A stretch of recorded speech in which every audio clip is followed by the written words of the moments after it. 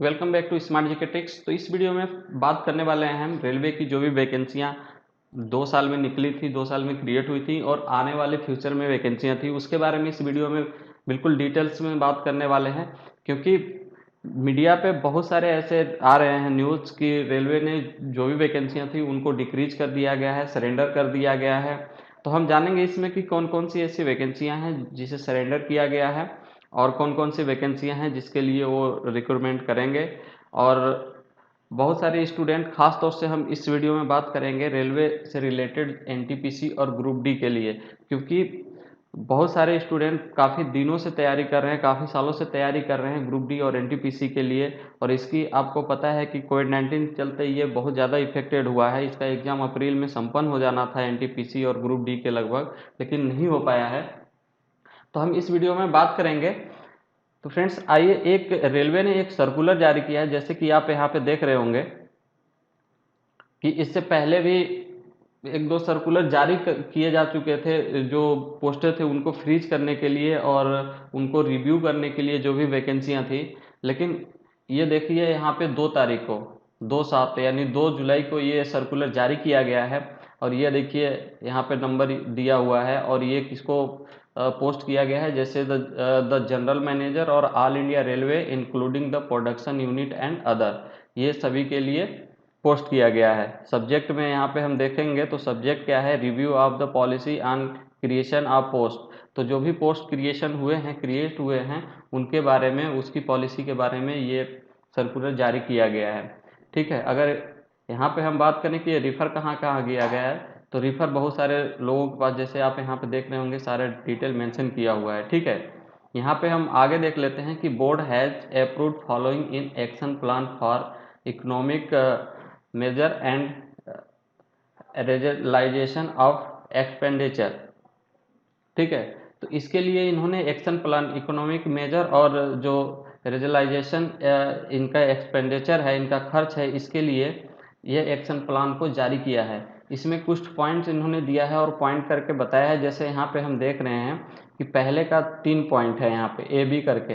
पहला है freezing new post creation expected safety till further order. ठीक है, तो इन्होंने बताया है पहले में कि जो फ्रीजिंग कर दिया गया है न्यू पोस्ट है क्रिएशन एक्सपेक्ट सेफ्टी, सेफ्टी के अलावा और नई जो पोस्टें हैं इसके अलावा, सेफ्टी के अलावा, उसे क्या कर दिया गया, फ्रीज कर दिया गया है टिल फर्दर ऑर्डर। इसके अगर जब तक कि कोई अगला कोई ऑर्डर और आदेश नहीं आता है, ठीक है, वहाँ तक इनको फ्रीज कर दिया गया है। आगे हम देख लेते हैं अगला point, reviewing of the post creation in last 2 years and if requirement has not been done against this post reviewing the same for understanding and.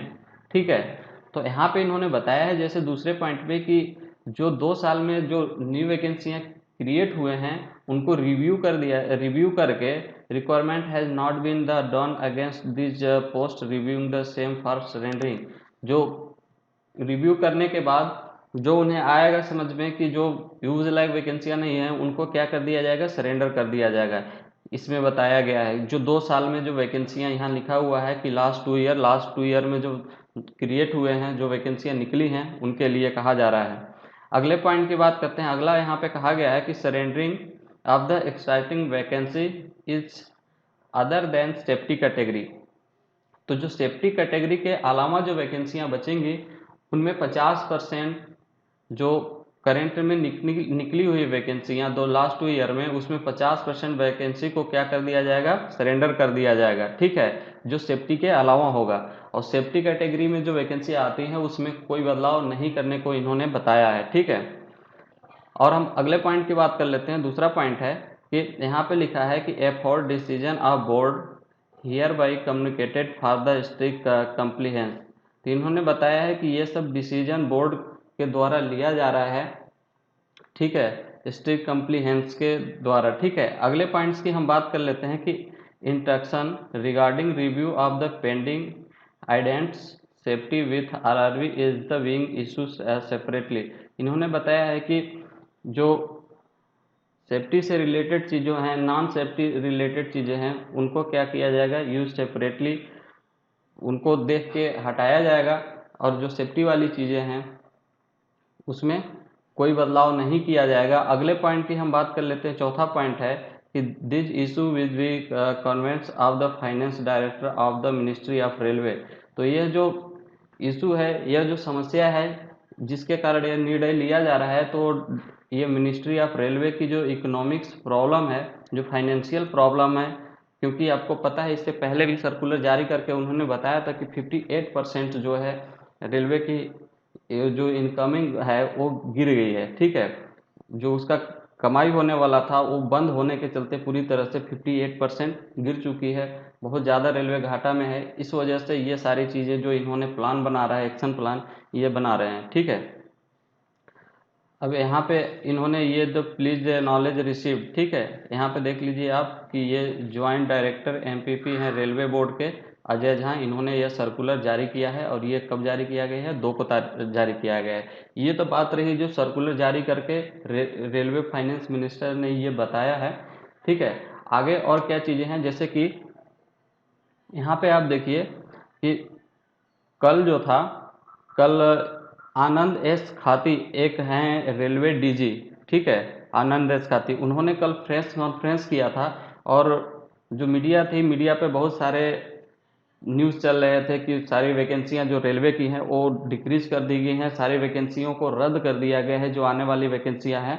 तो उन्होंने इसके बारे में क्लैरिफिकेशन दिया है। जैसे यहाँ पे आप देख रहे हैं कि TV9 वर्ष पे इन्होंने बताया, एक आर्टिकल छपा हुआ है कि रेलवे डीजी ने दिया भरोसा, नहीं जाएंगे किसी कर्मचारी की नौकरी, बदल सकता है जॉब प्रोफाइल। ठीक है, तो जैसे आपको पता है कि रेलवे ज़्यादातर चीज़ों को प्राइवेटाइजेशन करने जा रही है, प्राइवेट को देने जा रही है। जैसे रेलवे स्टेशन की बात कर लें, ट्रेनों की बात कर लें, तो ज़्यादातर प्राइवेट करने की सोच रही है।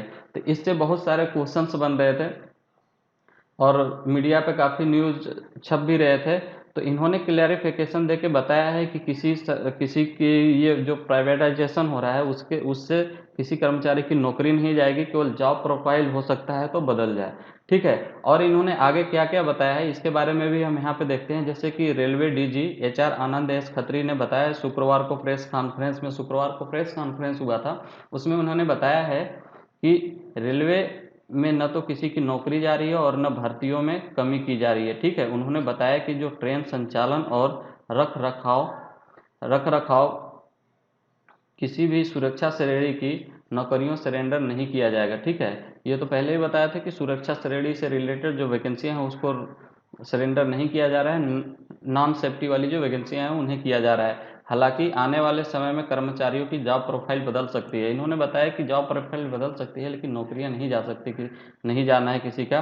संसाधनों का सही इस्तेमाल करना जरूरी। ठीक है, इन्होंने क्या कहा, उन्होंने कहा कि गैर सुरक्षा के खाली पदों को सरेंडर करने से रेलवे इंफ्रास्ट्रक्चर के नए प्रोजेक्ट के लिए और ज़्यादा सेफ्टी वाली वैकेंसियां निकालने में मदद मिलेगी। रेलवे में इस्तेमाल हो रही आधुनिक टेक्नोलॉजी के जरिए सेक्टर बन रहे हैं, ऐसे में संसाधनों का इस्तेमाल करना बहुत ज़रूरी है। इसलिए विभिन्न श्रेणियों के पदों के लिए जो चल रहे भर्तियां अभियान हमेशा की तरह जारी रहेंगे, रेलवे नौकरियों की कटौती नहीं होगी। ठीक है, तो इन्होंने बताया कि जो नॉन सेफ्टी कैटेगरी की वैकेंसियां हैं उन्हें कम किया जा रहा है, इसलिए कि हम जो सेफ्टी वाली कैटेगरी की वैकेंसियां हैं उनमें उनको हम इंक्रीज कर सकें, उनमें ज़्यादा वैकेंसियां निकाल सकें।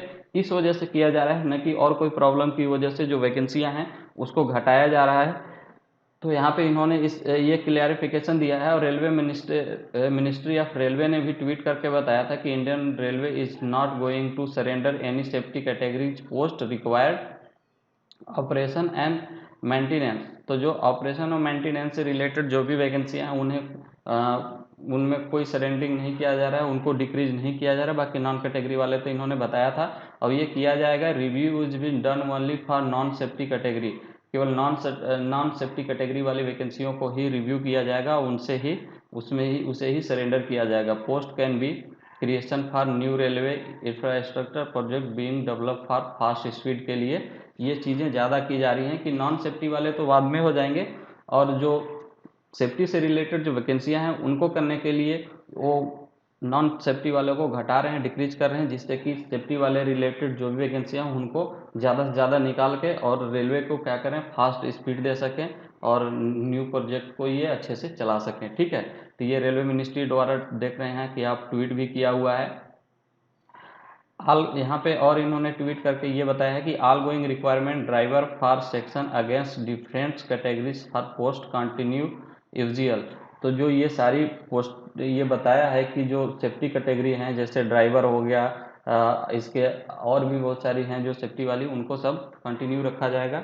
उनके लिए कोई वैकेंसियों में सरेंडर नहीं और न कोई डिक्रीज किया जा रहा है। तो फ्रेंड्स इस वीडियो में इतना ही बताया गया है। एक तरफ से आप देख रहे हैं कि रेलवे लगातार कई बार ये सर्कुलर जारी कर चुका। प्रेस कॉन्फ्रेंस में भी अभी विनोद जो हमारे रेलवे के जो चेयरमैन है, उन्होंने अभी 2 दिन पहले प्रेस कॉन्फ्रेंस में भी इन चीज़ों को जिक्र किया था। तो इस तरह से अब आगे क्या होता है इस तरह से हम देखते रहेंगे। तो फ्रेंड्स अभी तक हमारे चैनल पर नए हैं तो चैनल को सब्सक्राइब कर लें, साथ ही साथ बेल आइकन को भी दबा लें ताकि लेटेस्ट वीडियो का नोटिफिकेशन आपको मिलता रहे इसी तरह से। तो फ्रेंड्स आरआरबी, एनटीपीसी और ग्रुप डी के जो भी स्टूडेंट हैं काफ़ी हताश हैं कि क्या होने वाला है, कब एग्ज़ाम होगा, क्योंकि काफ़ी दिनों से लोग तैयारी इसके लिए कर रहे हैं और तैयारी के साथ साथ बहुत टाइम भी हो चुका है। तो अगर टाइम इतना देने के बाद भी, तैयारी करने के बाद भी अगर वैकेंसियाँ ही नहीं आएंगे तो तैयारी किस काम का, और इतना इंतज़ार जो भी करना पड़ा है सारा टाइम वेस्टेज चला जाएगा, कोई फ़ायदा नहीं होगा। तो इसलिए बहुत सारे स्टूडेंट घबराए हुए हैं कि क्या होने वाला है।